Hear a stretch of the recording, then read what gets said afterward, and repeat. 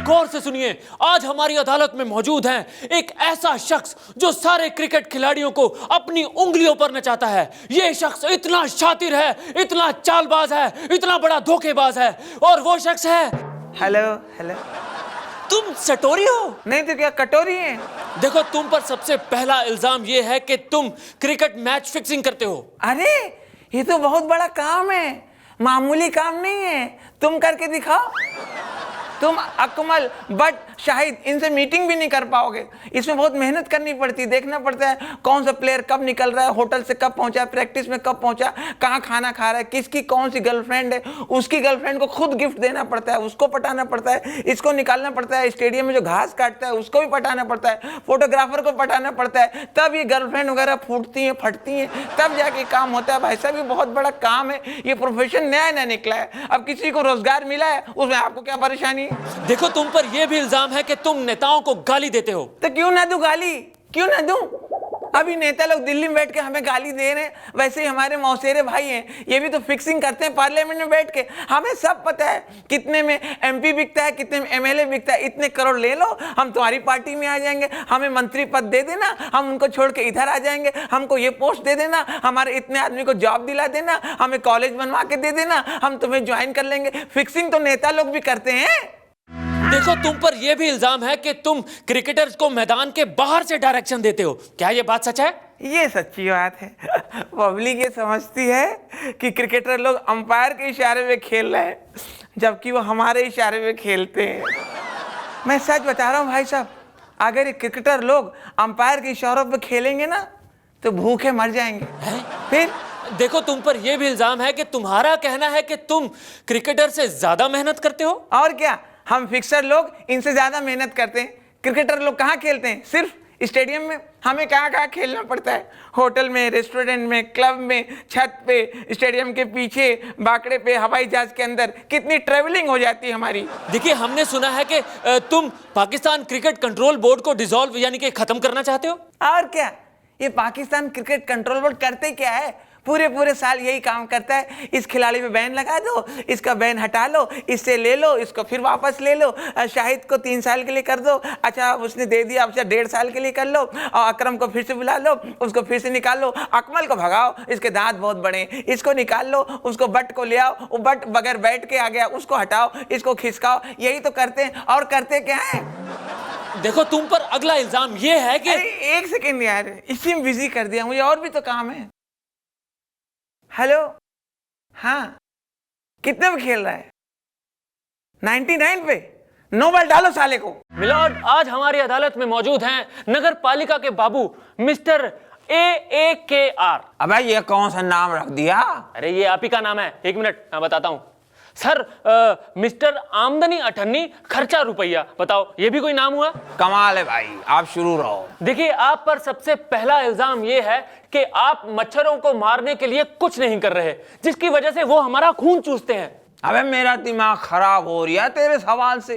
मच्छर तेरा खून पी रहे हैं, तू बड़ा परेशान हो रहा है। मेरा अफसर सालों से मेरा खून पी रही है, मेरे ऊपर दबाव डाल रही है, और कमा के लाओ, और कमा के लाओ। तब तेरी अदालत कहाँ चली जाती, झुमरी तलैया। देखिए, आप पर यह भी इल्जाम है कि आप कई बार शाम को 5 बजे के बाद ऑफिस में सोते हुए पाए जाते हैं। ऐसा क्यों?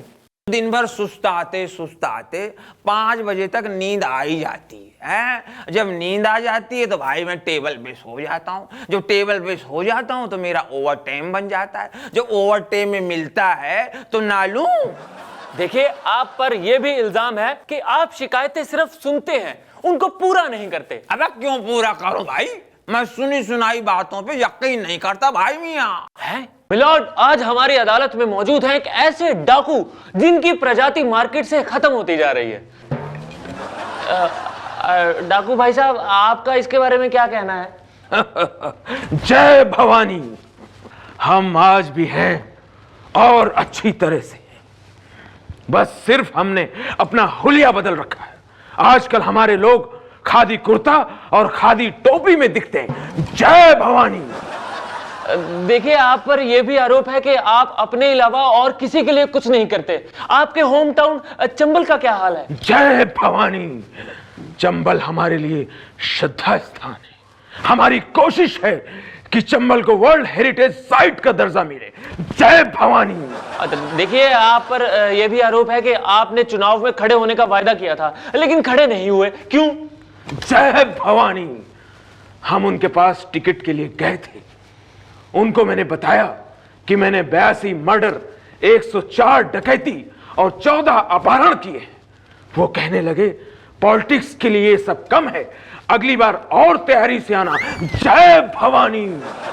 देखिए, हमने ये भी सुना है कि आप पुलिस के डर से शादी नहीं कर रहे हैं।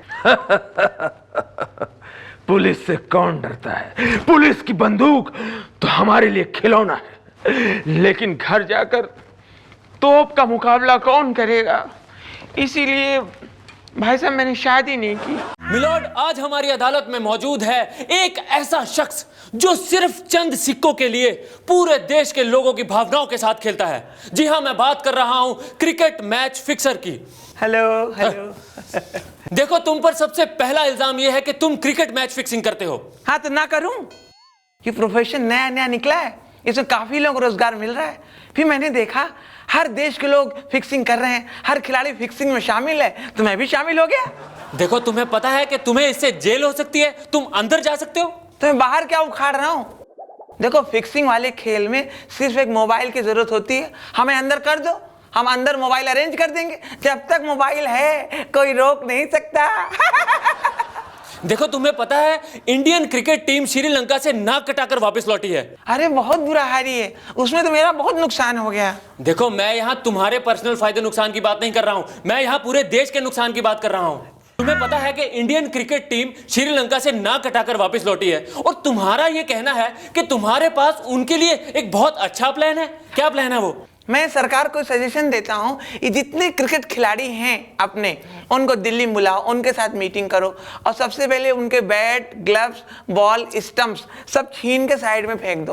अभी उनसे कहो अब आप लोग ऐसा करिए, देखिए अभी अभी कॉमनवेल्थ गेम होने वाले हैं, देश के ऊपर तो कुछ भी नहीं है, तो आप लोग इसमें मदद कीजिए, थोड़े दिन क्रिकेट ना खेलिए। सहवाग और गंभीर इनको दे दो कॉमनवेल्थ गेम का साइकिल स्टैंड, वहाँ के पर्चियाँ वर्चियाँ देखें, उसका ध्यान रखें। फिर विदेश से जो खिलाड़ी आते हैं, इरफान और यूसुफ से कहो कि उनको एयरपोर्ट से लाएं, होटल में छोड़ें, जाके होटल में बराबर चेक कर लें पानी आ रहा है, पानी लीक तो नहीं कर रहा है। फिर ट्रेन से जो प्लेयर आ रहे हैं, ट्रेन में वहाँ जाएं, देखिए कुली उनको लूटे नहीं, तो कुली के पास जाके उनको सही समय से गाड़ी वहाँ पहुँचाएं, बस को ले जाएं, उनको वहाँ लाएं। भाई देश की इज्जत जुड़ी है कॉमनवेल्थ गेम में। भाई साहब, तुमने सारे खिलाड़ियों के बारे में बता दिया, लेकिन तुमने धोनी के बारे में तो कुछ बताया ही नहीं।